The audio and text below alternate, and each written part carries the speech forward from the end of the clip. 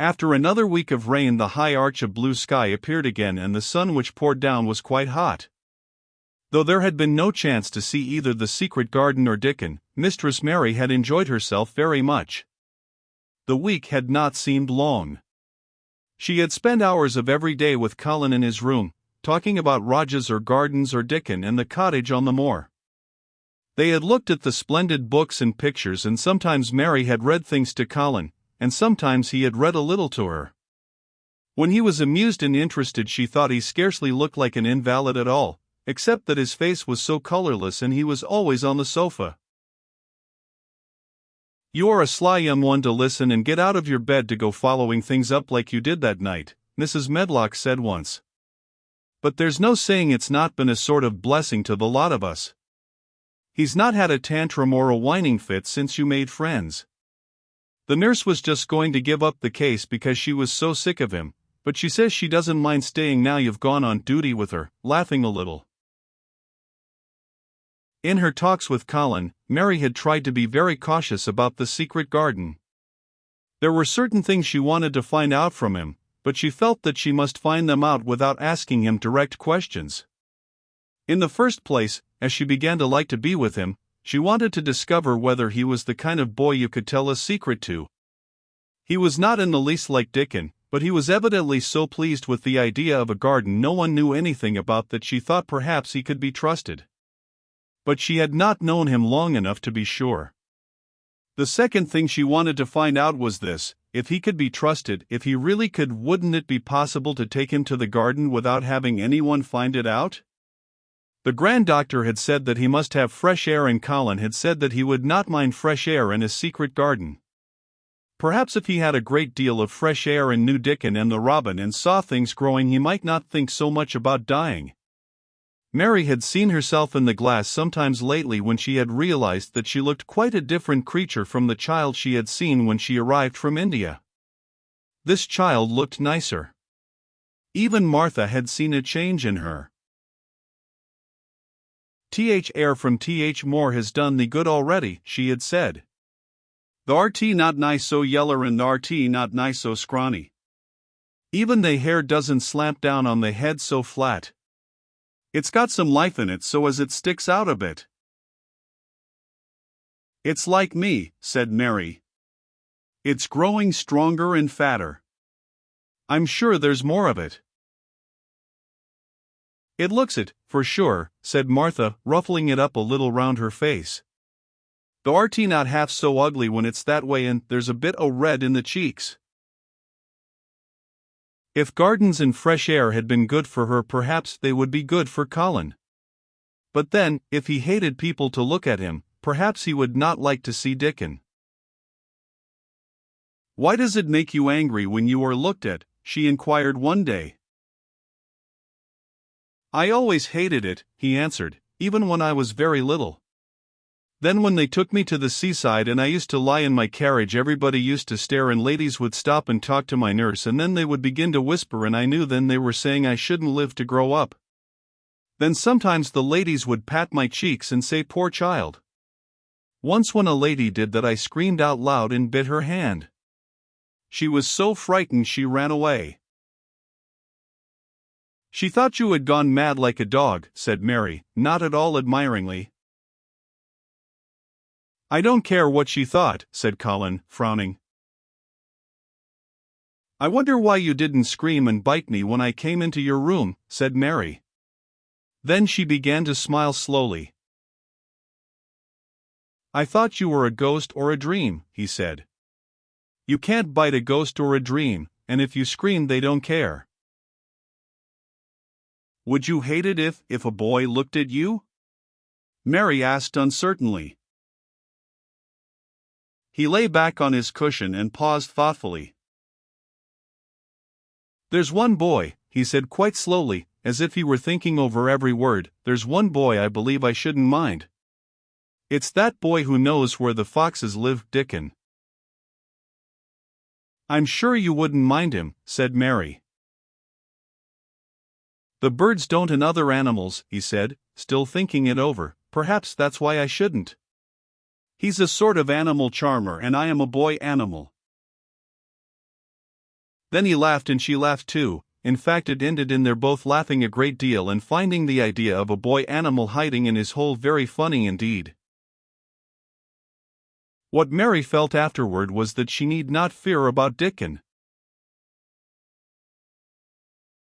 On that first morning when the sky was blue again, Mary wakened very early. The sun was pouring in slanting rays through the blinds, and there was something so joyous in the sight of it that she jumped out of bed and ran to the window. She drew up the blinds and opened the window itself, and a great waft of fresh, scented air blew in upon her.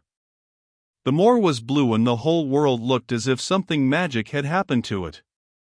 There were tender little fluting sounds here and there and everywhere, as if scores of birds were beginning to tune up for a concert. Mary put her hand out of the window and held it in the sun. "It's warm, warm," she said. "It will make the green points push up and up and up, and it will make the bulbs and roots work and struggle with all their might under the earth." She kneeled down and leaned out of the window as far as she could, breathing big breaths and sniffing the air until she laughed because she remembered what Dickon's mother had said about the end of his nose quivering like a rabbit's. "It must be very early," she said. "The little clouds are all pink and I've never seen the sky look like this. No one is up. I don't even hear the stable boys." A sudden thought made her scramble to her feet. "I can't wait. I am going to see the garden." She had learned to dress herself by this time and she put on her clothes in 5 minutes. She knew a small side door which she could unbolt herself, and she flew downstairs in her stocking feet and put on her shoes in the hall. She unchained and unbolted and unlocked, and when the door was open she sprang across the step with one bound, and there she was standing on the grass, which seemed to have turned green, and with the sun pouring down on her and warm sweet wafts about her and the fluting and twittering and singing coming from every bush and tree. She clasped her hands for pure joy and looked up in the sky, and it was so blue and pink and pearly and white and flooded with springtime light that she felt as if she must flute and sing aloud herself, and knew that thrushes and robins and skylarks could not possibly help it. She ran around the shrubs and paths toward the secret garden. "It is all different already," she said. "The grass is greener and things are sticking up everywhere and things are uncurling and green buds of leaves are showing. This afternoon I am sure Dickon will come." The long warm rain had done strange things to the herbaceous beds which bordered the walk by the lower wall. There were things sprouting and pushing out from the roots of clumps of plants, and there were actually here and there glimpses of royal purple and yellow unfurling among the stems of crocuses. 6 months before Mistress Mary would not have seen how the world was waking up, but now she missed nothing. When she had reached the place where the door hid itself under the ivy, she was startled by a curious loud sound.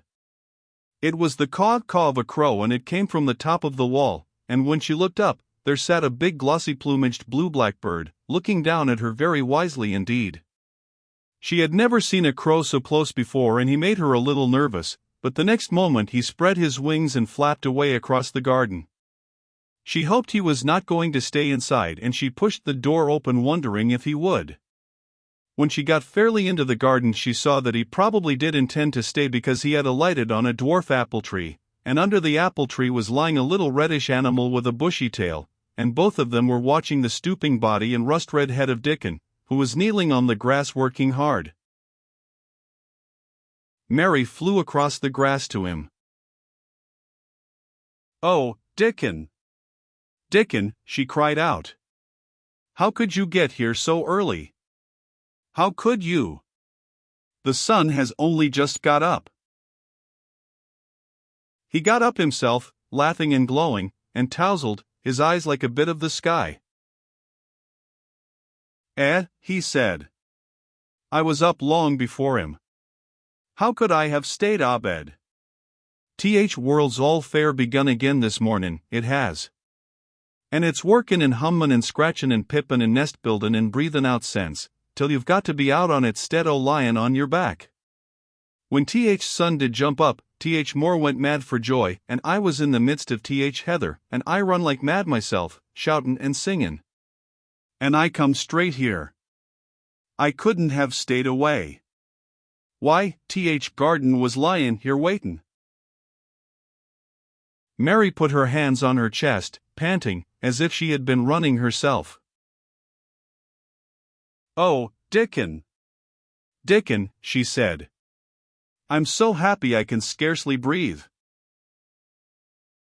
Seeing him talking to a stranger, the little bushy-tailed animal rose from its place under the tree and came to him, and the rook, cawing once, flew down from its branch and settled quietly on his shoulder. This is th little fox cub, he said, rubbing the little reddish animal's head. It's named Captain. And this here's Soot. Soot he flew across th more with me, and Captain he run same as if th hounds had been after him. They both felt same as I did. Neither of the creatures looked as if he were the least afraid of Mary. When Dickon began to walk about, Soot stayed on his shoulder and Captain trotted quietly close to his side. See here, said Dickon. See how these has pushed up, and these. And look at these here. He threw himself upon his knees and Mary went down beside him.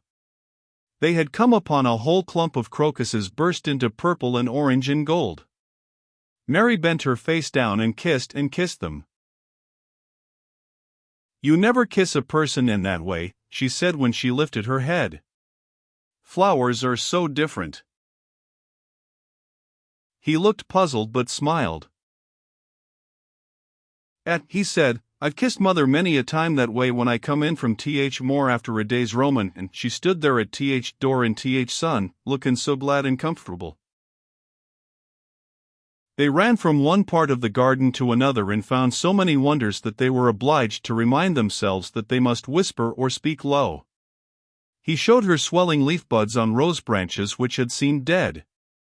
He showed her 10,000 new green points pushing through the mold.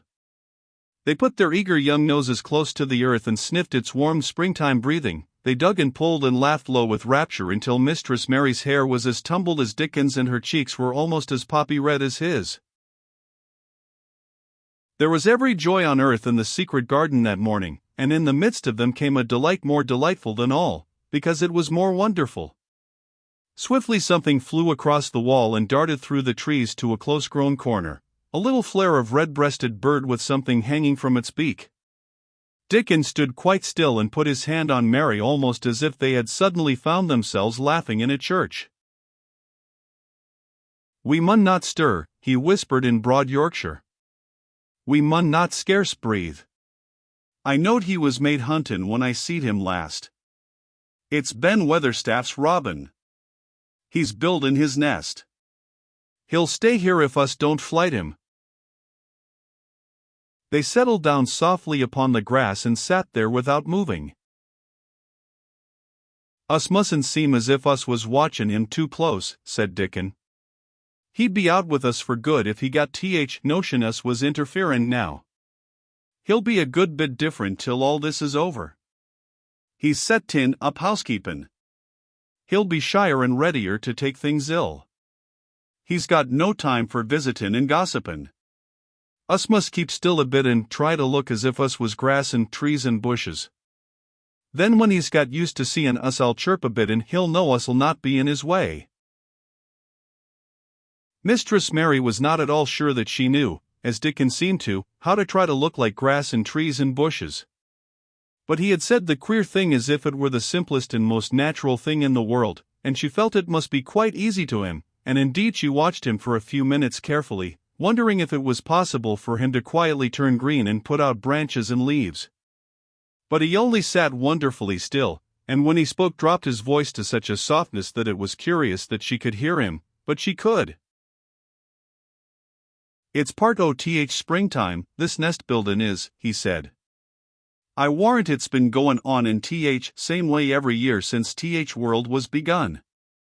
They've got their way o' thinkin' and doin' things in a body had better not meddle.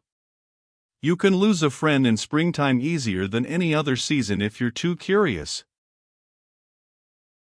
If we talk about him I can't help looking at him, Mary said as softly as possible.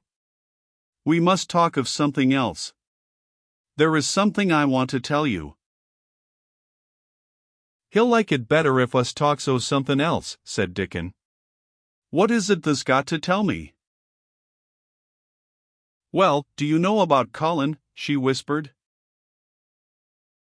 He turned his head to look at her. What does thee know about him? He asked. I've seen him. I have been to talk to him every day this week. He wants me to come. He says I'm making him forget about being ill and dying, answered Mary. Dickon looked actually relieved as soon as the surprise died away from his round face. I am glad o' that, he exclaimed. I'm right down glad. It makes me easier. I knowed I must say nothin' about him and I don't like havin' to hide things. Don't you like hiding the garden? Said Mary. I'll never tell about it, he answered. But I says to Mother, Mother, I says, I got a secret to keep. It's not a bad un, thee knows that. It's no worse than hidin' where a bird's nest is. Thee doesn't mind it, does thee? Mary always wanted to hear about Mother. What did she say? She asked, not at all afraid to hear. Dickon grinned sweet-temperedly. It was just like her, what she said, he answered. She give my head a bit of a rub and laughed and she says, lad, thee can have all secrets the likes. I've knowed thee 12 year. How did you know about Colin? Asked Mary. Everybody is knowed about Mester Craven knowed there was a little lad as was like to be a cripple, and they knowed Mester Craven didn't like him to be talked about. Folks is sorry for Mester Craven because Mrs. Craven was such a pretty young lady and they was so fond of each other. Mrs. Medlock stops in our cottage whenever she goes to Thwaite and she doesn't mind talking to Mother before us children, because she knows us has been brought up to be trusty. How did thee find out about him? Martha was in fine trouble last time she came home. She said they'd heard him fret tin and there was a skin questions and she didn't know what to say. Mary told him her story about the midnight wuthering of the wind which had wakened her and about the faint far-off sounds of the complaining voice which had led her down the dark corridors with her candle and had ended with her opening of the door of the dimly lighted room with the carven four-posted bed in the corner. When she described the small ivory-white face and the strange black-rimmed eyes, Dickon shook his head. Them's just like his mother's eyes, only hers was always Logan, they say, he said. They say as Mr. Craven can't bear to see him when he's awake and it's because his eyes is so like his mother's and yet look so different in his miserable bit of a face. Do you think he wants him to die? Whispered Mary. No, but he wishes he'd never been born. Mother she says that's worst thing on earth for a child. Them as is not wanted scarce ever thrives.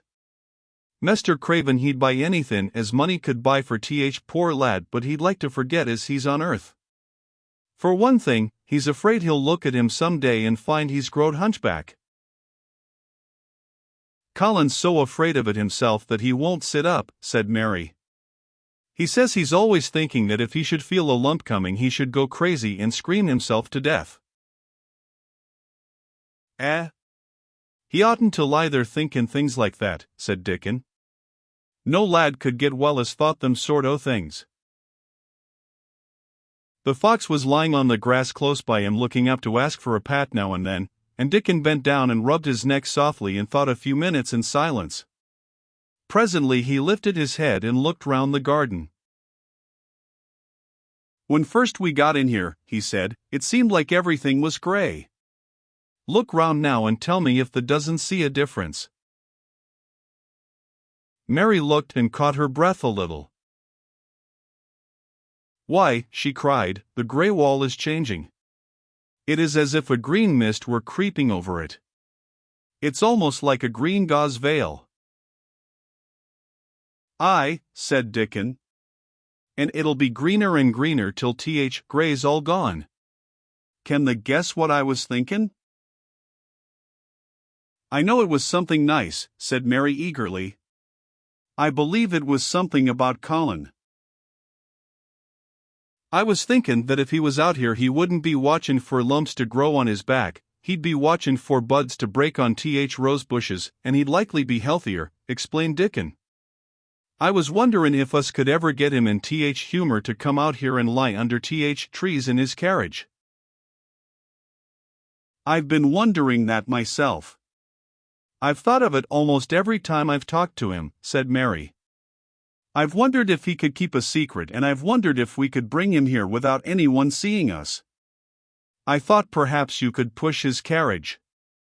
The doctor said he must have fresh air, and if he wants us to take him out no one dare disobey him. He won't go out for other people, and perhaps they will be glad if he will go out with us. He could order the gardeners to keep away so they wouldn't find out. Dickon was thinking very hard as he scratched Captain's back. It'd be good for him, I'll warrant, he said. Us not be thinking he'd better never been born. Us'd be just two children watchin' a garden grow, and he'd be another. Two lads and a little lass just lookin' on at springtime. I warrant it'd be better than doctor's stuff.